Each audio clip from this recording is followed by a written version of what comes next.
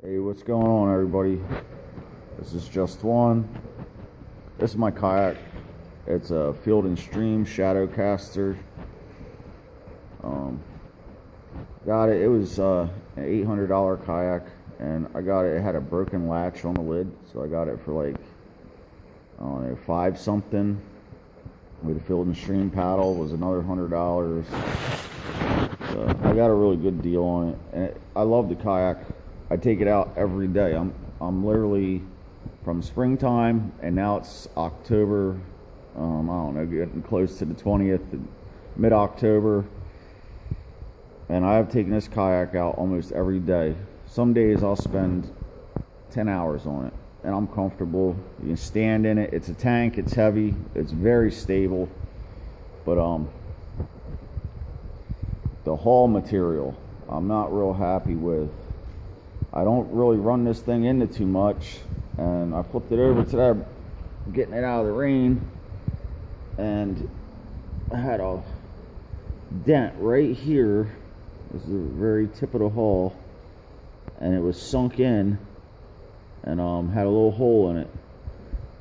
So I've been melting polyurethane. I cleaned the hull a little bit right around there. Well, I cleaned it real good right around there. I used starting fluid and brake cleaner. Dried it all up. Then I took a torch and I heated the plastic. And I've actually just been dripping. I got chunks of plastic here at work we use for some of the machinery. I've been just dripping on there polyurethane.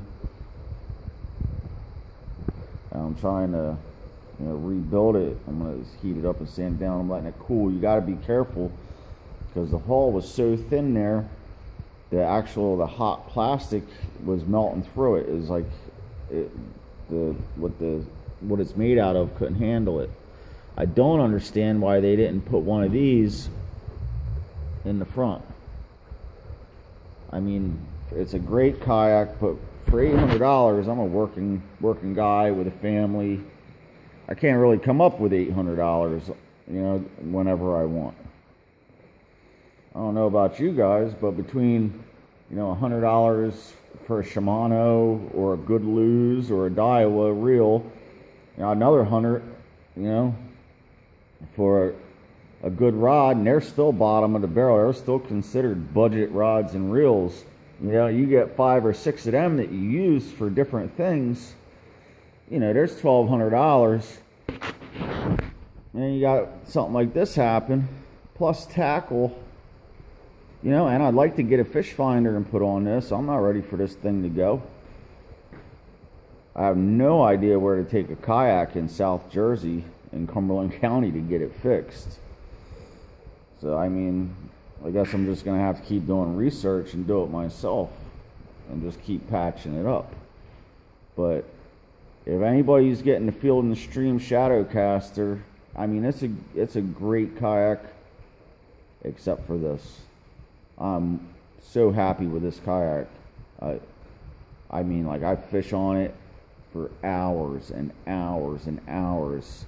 I've been on this thing till 2, 3 in the morning. I get up at 4 o'clock in the morning on my days off and take this out and don't come back off the water I hit the water about 5 and won't come home till 2 or 3. And then I'll go back out on it again at night. It's not got a lot of features. It's just a big barge of a kayak, man. It ain't fast. But for a fishing platform, it is off the hook. But I guess I'm going to be looking to upgrade. I'm going to fix this and use this for the rest of the winter. And I guess I'll be looking for an upgrade. But man, I'm not real happy about that. But this was, I wanted the big fish.